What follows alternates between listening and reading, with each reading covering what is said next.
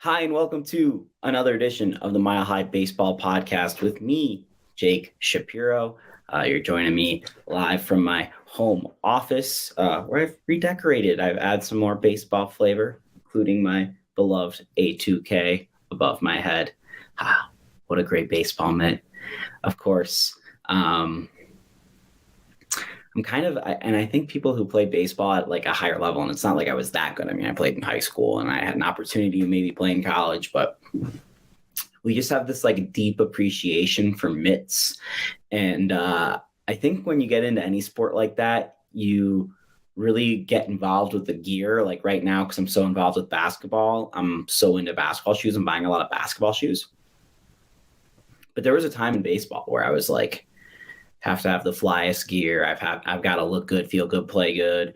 I have I have like 90 baseball hats. I'm just so involved in the culture of the sport when I love the sport. And one of those things is baseball mitts. I mean, I've got, my other cool prized possession over here, which is a wood baseball bat, Boulder Collegians bat from the 1970s, 1980s that I won at an auction. And I worked for the Collegians summer wood bat baseball program, collegiate, just awesome times. I'm sure they're starting up their season now. Got some people over there that I'm still friends with today. But for those who didn't know, you had Joe Madden, you had Joe Carter, you had Tony Gwynn play for that team all the way back in the 70s and 80s. It was a fantastic team and went away and came back. And I worked for the second incarnation of the team. And I won that bat at auction when I was working for that second incarnation of the team. So that's a cool prize possession. So cool to share some of my gear here, but let's focus in a little bit on the Colorado Rockies. Fun game Thursday. Also not so fun in some other ways, but that was crazy. That was a crazy baseball game. I'm sitting there watching the game, and I was almost going to go, and then I was like, I don't want to ride my bike back in the rain, which we'll get to in a second. So I was like, I'm going to avoid that one. But like well-pitched game, you got a low-scoring game. And generally, in my time covering Rockies games, when it's a little more humid, when there might be rain in the forecast, you think that they're going to be high-scoring games, actually, because water molecules make the air actually more available for the ball to go further, essentially. So I'm sitting there, I'm like, oh, this will be a high-scoring game. Nope. Then the later innings happened. Rockies really, really quickly put up a crooked number in the bottom of the eighth, like so quickly that they couldn't adjust their plans to get Pierce Johnson out of the game. He was still going to close the game, even though it was a non-save situation. But things happened. They had a rally. You prefer it that way. They're up 6-2 going into the ninth. And then the closer in the non-save situation thing happens, which was really rough. You had a couple of these with Wade Davis back in the day where it's like, if this guy's not a non-save situation, I don't want him pitching. Well, Pierce Johnson might fall into that category. 2-run home run. Almost robbed by Brenton Doyle, who hammered into the fence. Looked not good. Looked like he may have blown out his knee. They're saying knee contusion right now. I hope it's just that, because on the same day he debuts as the leadoff hitter for the Rockies and getting some Charlie Blackmon comparisons. Of course, Charlie Blackmon was oft injured early on in his career, and there are a lot of comparisons to be made between the two. So I'm like, oh no, please don't follow Chuck on this path too. Because the thing people forget about Chuck is he had great power, right? He was great. He was never a great defender, but he was decent enough. Never had a great arm, but he had amazing speed early on in his career before the injuries. And I forget what the injury was, but like he broke his like arm or leg sliding into a base in Atlanta. I remember it was just really serious. So I was like, oh no, Doyle's got the same thing. We're doing the Charlie Blackmon comparisons, and we forced it, and now we're getting the good and the bad. But I think he's going to be okay. Then you've got the second 2-run home run, and boom, you're tied. Tovar walks it off. Good stuff. 7-6 win. You beat the Marlins 3 out of 4 games. And the thing about the Marlins, I think they were like 11-2 in one-run games this year, so very hard to beat them in a close game. They are pretty decent, but because their record in one-run games are so good, their run differential kind of hints that they're a little bit fraudulent. So nice little series win, especially coming off of that Texas 3-game road trip. It's a road series, I guess. Lost all 3 games. That was rather embarrassing. What you got outscored 24 plus 7 is 31-10. Of course, you had John Gray beat Kyle Freeland. I don't know if I should say more. Carl Kaufman made his debut. We'll see him come around again. You're also going to get this weekend the Rockies pitching with, what's his name? I'm sorry. Chase Anderson, who they just picked up. So that'll be interesting. Fortunately for the Rockies, it's Connor Siebold going against Max Scherzer and Chase Anderson going against Justin Verlander. So if you're going to come out to the ballpark anytime this summer, why not come see Hall of Fame pitchers on back-to-back days? Have you ever seen either of those guys pitch? I have. It's awesome. I'm one of those guys that was like going to Rockies games like 14 through 16. I'm like, Kershaw's on the mound. Got to go see Kershaw. Hernandez is on the mound. Got to go see Hernandez. Kind of feels like where we're at right now with the Rockies. It's like, oh, Scherzer's on the mound. I'll go spend $6 on a ticket.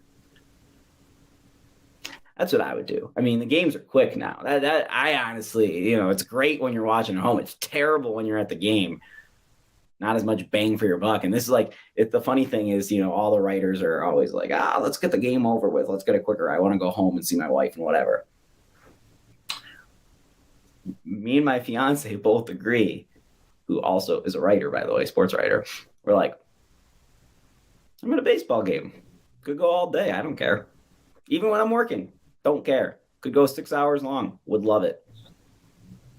I wrote this article a while back about how my dream was for the Rockies, well, not the Rockies, but particularly a Major League Baseball game, to be played so long and at such a slow pace with so many extra innings that the sun would rise in the later stages of those extra innings. I think that dream is dead, sadly, because of the pitch clock and all the adjustments. But there was a time in baseball where that could have happened. In fact, the Philadelphia Phillies once played a doubleheader on July 4th, in which the fireworks after the game were being shot off into the sun.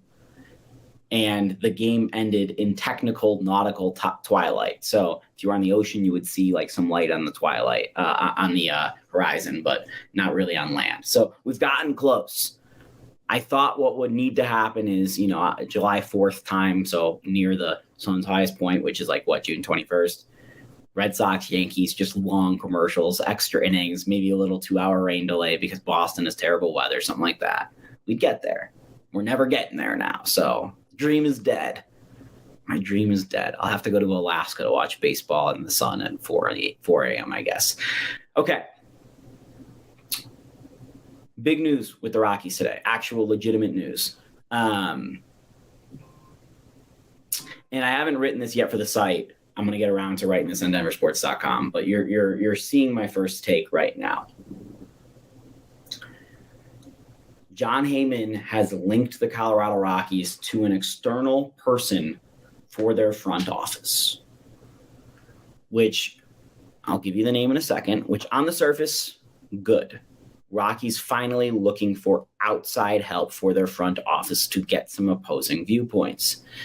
It was pointed out that Bill Schmidt would remain the GM, which I think he's doing okay. So I'm not that upset about it, particularly if this person is brought in to be, vice president of baseball operations or something like that, which given his resume, he could be.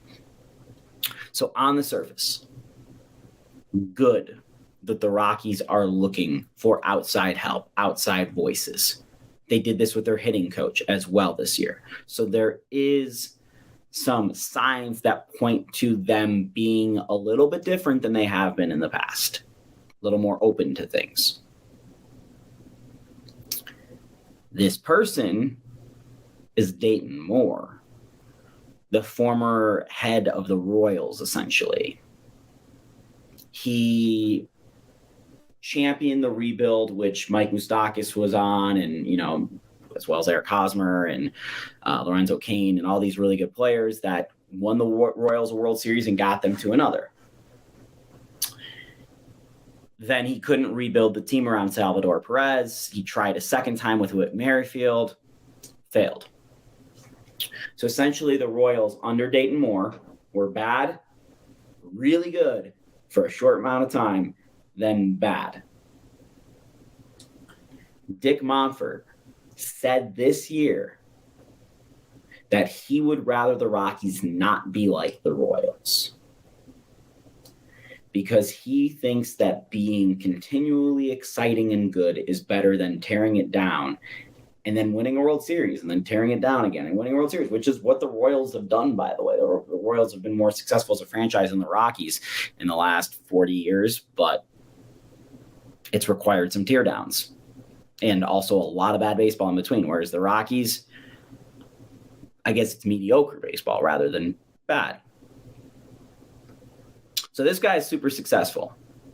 He's also got some off the field stuff that is interesting and hard to talk about in a podcast, which I'll note in the story. That off the field stuff kind of fits perfectly into the Rockies organization.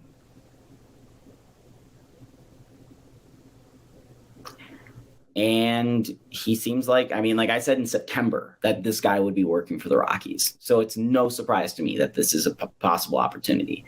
It is just fascinating that Dick Monfort came vehemently against the Royals' strategy for doing things, while also, by the way, 5 years ago was signing everyone who had a hint of Royals on them, whether it was their backup catcher or their closers.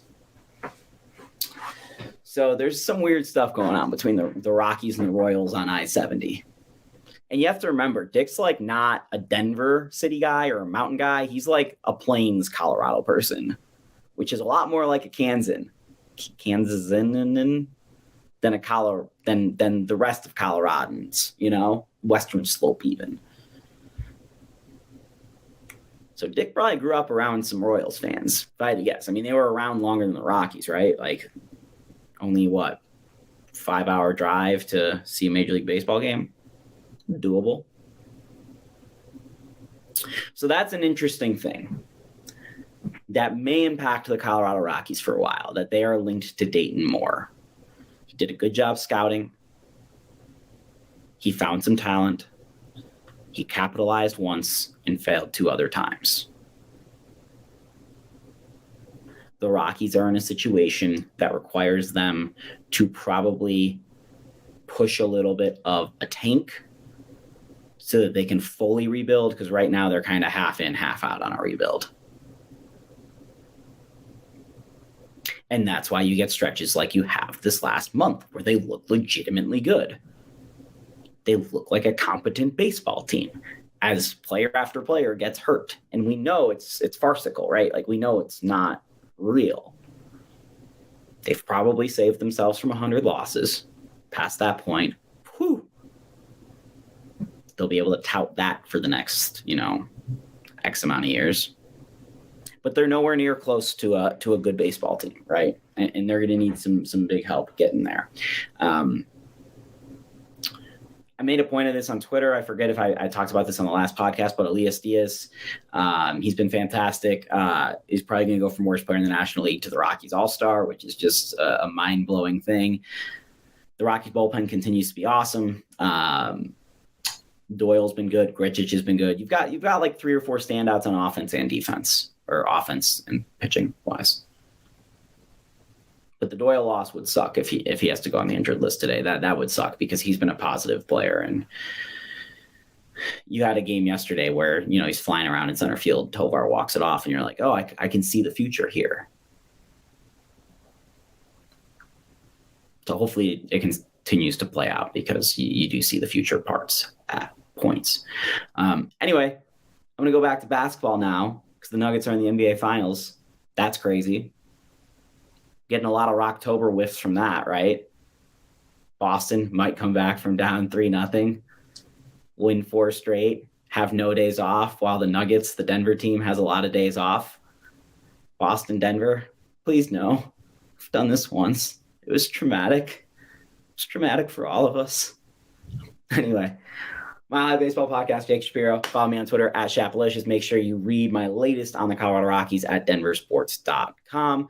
They've got a fun series against the New York Mets. And when I mean fun, they've got 2 Hall of Fame pitchers they've got to beat the next 2 days. So that's crazy. Thanks for tuning in. We'll see you next Friday.